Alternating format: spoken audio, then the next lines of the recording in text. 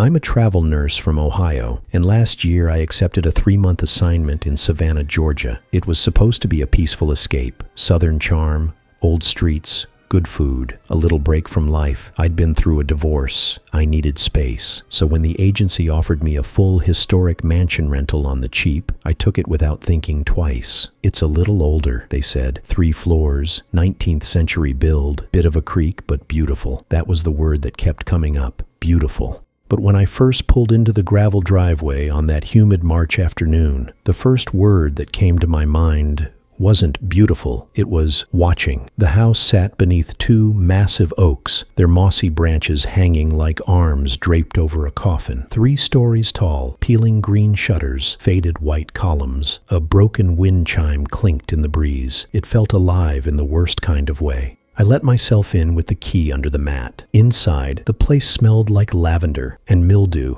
The first floor was all wood, polished mahogany, antique furniture, fireplace with unused candles. The kind of place Instagram would call vintage aesthetic. But it didn't feel empty. It felt interrupted, like someone had been there just moments before and had left in a hurry. There was a massive staircase that curled upward. At the top, the hallway split. Second floor had 3 bedrooms and a bathroom. The third floor was a single large attic-style room. When I asked the landlord about it later, he said, "Oh, the 3rd floor? Leave that door closed. That part of the house is just for storage." That was the first red flag. The second was when I found a Bible nailed to the inside of the basement door. Not placed, nailed. That night, the house groaned like a shipwreck. Wood creaked, windows tapped, pipes moaned. I wasn't new to old homes. I'd rented a few in Baltimore and Pittsburgh, but this was different. At 2:37 a.m., I heard something upstairs. Not creaks, not pipes, footsteps, slow, deliberate, heel to toe above my ceiling. I was sleeping in the 2nd floor guest room, and the only thing above me was the 3rd floor, the storage room. I froze. The kind of freeze where you stop breathing because your ears want to confirm what your heart refuses to believe. The steps moved, one after the other, toward the center of the ceiling, and then stopped. I didn't sleep again that night. Next morning, I explored the house in daylight,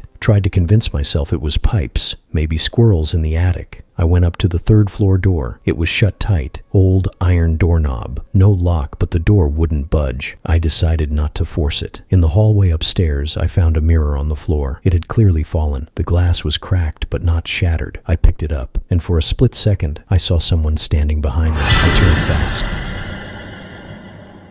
No one, but my reflection stayed just half a second longer than it should have. That's when I started sleeping with the lights on. On my 6th night in the house, I woke up gasping. Not from a dream, not from a nightmare. I just woke up like something yanked my consciousness back into my body. The room was dark, except for the hallway nightlight. I stared at the ceiling, trying to calm my breath, and that's when I noticed it. A shadow, not in the room, but just outside the doorway. A long, thin silhouette, perfectly still. I blinked. It didn't move. I grabbed my phone, turned on the flashlight. Nothing, just an empty hallway, but my heart wouldn't slow down. As I tried to sleep again, I heard it. A whisper, faint, female, coming from upstairs. It wasn't words at first, just humming, like a song you forgot, but your bones remembered. It stopped as soon as I sat up. The next night, I stayed awake intentionally. Lights on, phone charged, sitting up in bed with a baseball bat I found in the laundry room. At 3:12 a.m., creak, the sound of a door opening slowly. I ran out to the hallway. The air felt like winter, cold, dry, heavy, and at the top of the staircase, the 3rd floor door was wide open. I stared for what felt like minutes. There was only darkness beyond it. No sound, just air that seemed to press against me even from a distance. I called out, "Hello?" No answer. Just that same soft whimper, like someone crying into a pillow from deep inside that room. Next morning, I decided to check the 3rd floor. Sunlight made it feel less threatening. I climbed the steps slowly. Every creak sounded like it echoed through the entire house. The door was still ajar. I opened it fully, and for the first time, saw the 3rd floor. It was a massive, empty room. Sloped ceiling, dusty floorboards, a broken rocking chair in one corner, and a single uncovered mattress on the floor. That's it.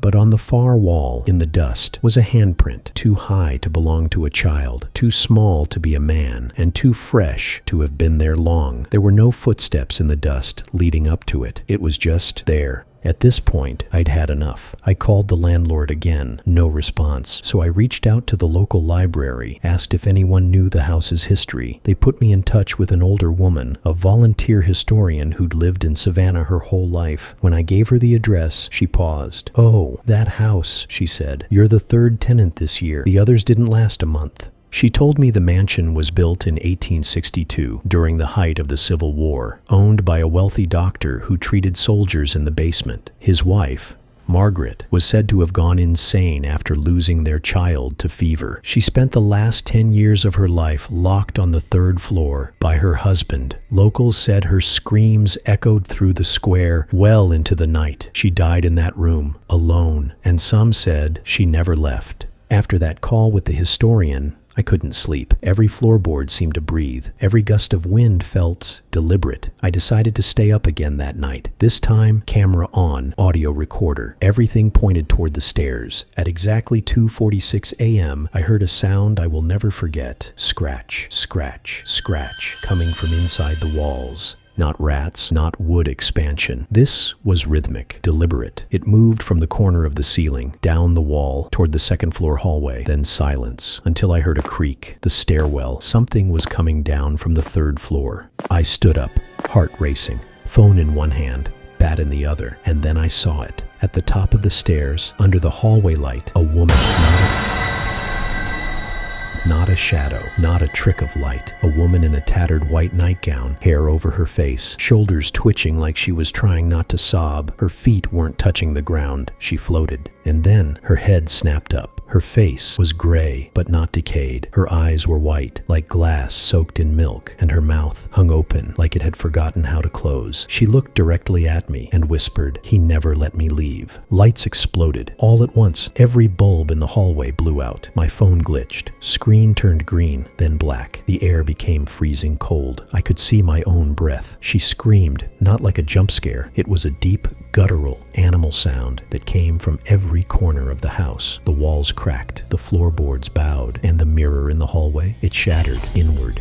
Like something had come through it. I ran, didn't stop to grab my bag, didn't look back, just sprinted out into the street in my pajamas. I slept in my car that night. When the sun came up, I packed and left. A few days later, the landlord called me back. I told him what happened. He didn't sound surprised. "Yeah," he said flatly. "She doesn't like visitors, especially the ones who stay longer than a week." I asked him why he didn't warn me. His answer, "Because warning you wouldn't change anything. The house wants to be filled, but not with people, with pain. It feeds on it, on silence, on tears, on people who don't believe in ghosts until it's far too late." I moved into a hotel and finished my assignment there, but some nights I dream of her, standing at the foot of my bed, hair soaked, nightgown torn, mouth open, whispering things I can't understand. Sometimes I wake up and find my bedroom door slightly ajar. Sometimes the mirror fogs. Even when the room isn't cold, I know she's still there, still waiting on the third floor.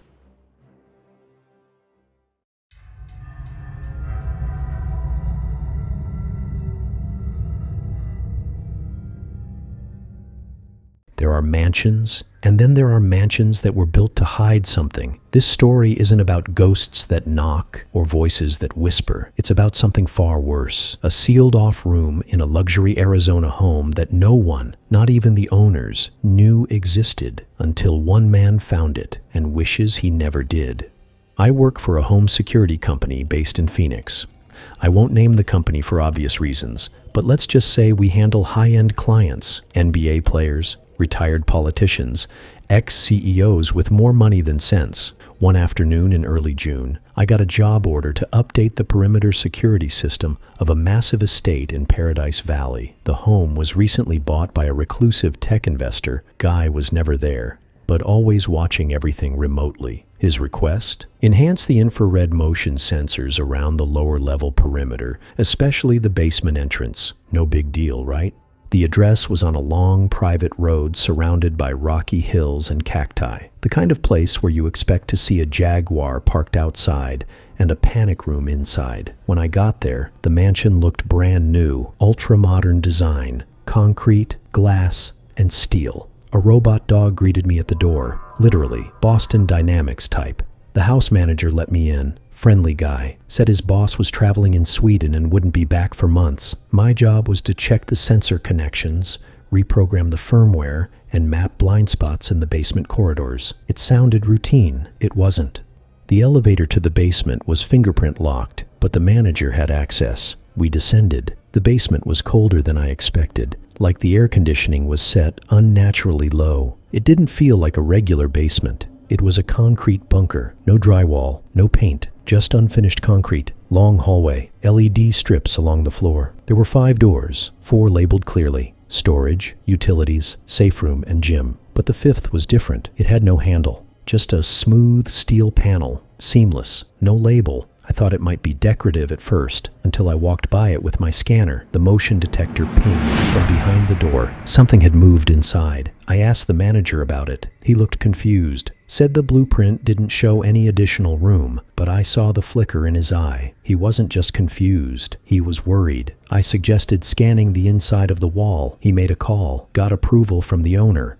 Next morning, I came back with my tools and a wall scanner. We marked out the panel. It was exactly 9 feet wide and 12 feet tall, completely flush, but clearly a reinforced steel door. There were faint scratches on it, like something had once scraped against it, over and over. The manager watched silently. I drilled a tiny borehole for the microcam, fed it in. What we saw on the screen was strange. It wasn't a room. It was a chamber, empty, but lined with mirrors. Walls, ceiling, even the floor, all mirrors, except for one thing. In the middle of the mirrored floor was a chair, and on the chair, a black duffel bag. Nothing else. No wires, no electronics, no security system, but there was movement, very subtle, almost imperceptible, like the reflections were lagging behind the camera's movement, or maybe mimicking it, but not exactly. We opened the panel using a hydraulic frame spreader.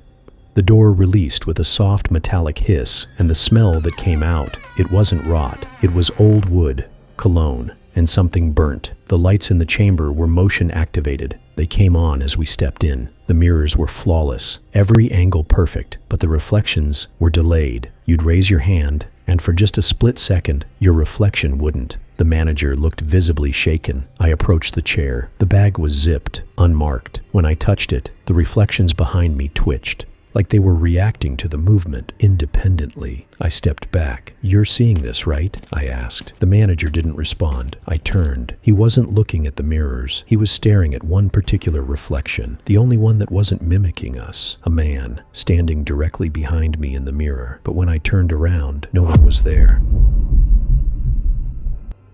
We got out of the room, fast, called the owner. He was eerily calm. He told us, "Do not open the bag, seal the chamber, forget it exists." We ignored him. The next day, I returned with a colleague and body cam footage. We opened the bag. Inside, 12 mini DV tapes, a burnt tape recorder, a small leather-bound journal, and a mirror shard wrapped in cloth. The tapes were labeled only with dates, 2002 through 2004. We watched one of them at my buddy's apartment. It showed a man, young, mid-30s, sitting in that same mirrored room, staring at himself for hours. In some tapes, he was screaming. In others, he was motionless. In one, he just kept repeating, "I see me, but that's not me. I see me, but that's not me." And then the mirror behind him began to ripple.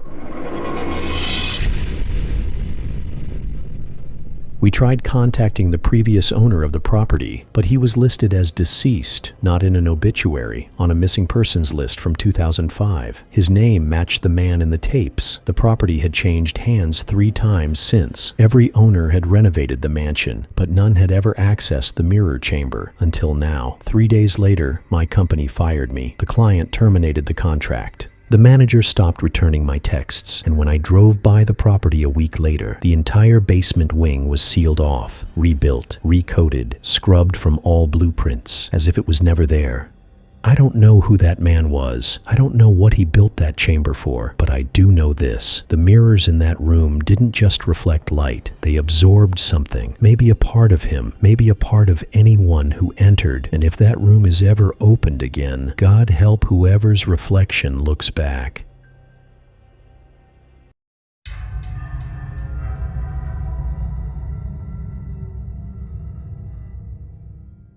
We bought our first house in Tampa, Florida in April of last year. 2-story, 3-bedroom, decent backyard, tucked in a quiet suburban neighborhood. It wasn't massive, but it was ours. I'm 28. My wife is 26. Both of us work from home in tech. So when we moved in, the first thing we did was set up a full smart home system. Ring cameras, Nest thermostat, Alexa for lights, locks, music, the whole deal. She handled the cameras and security. I did the networking and voice assistant stuff. It all worked perfectly at first.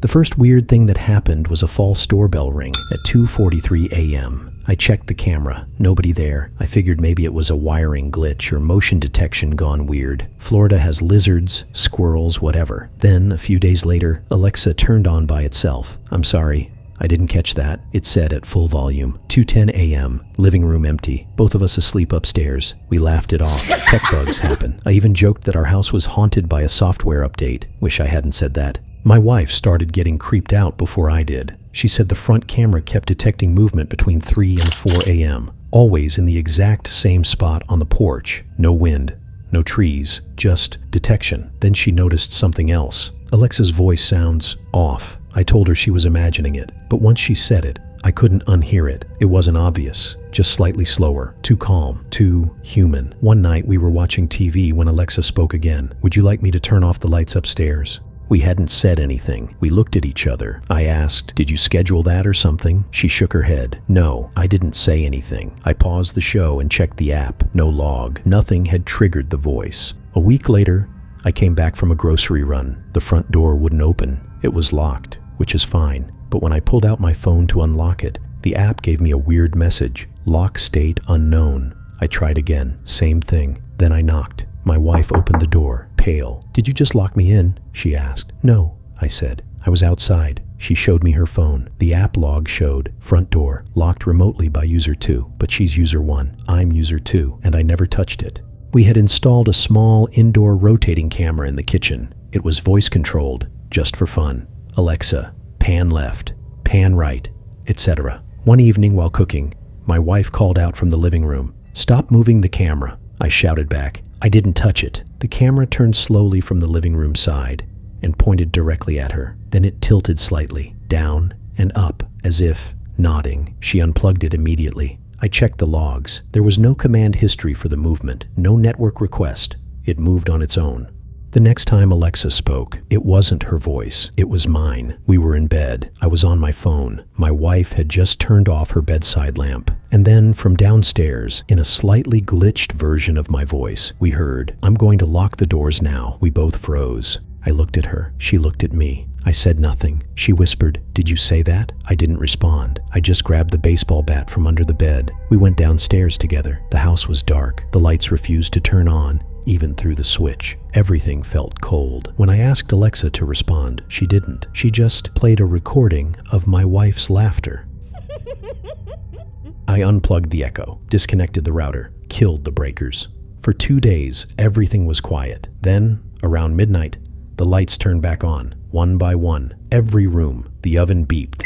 The door locks clicked. I checked the router, still unplugged. No power to anything, but the house was awake. The front door slammed shut. We ran to open it, locked. No response from the keypad or app. Tried the back door. Same. Even the windows had auto-lock latches, my own smart safety feature. I had sealed us in. We sat in the kitchen, trying to call 911. No signal. Then we tried the home landline Alexa was wired to. All we heard was static, and then faint whispering. Not words, not voices we could recognize, just whispers, like dozens of people breathing secrets into our ears at once. And then a sudden loud command from the ceiling speaker, you will not leave.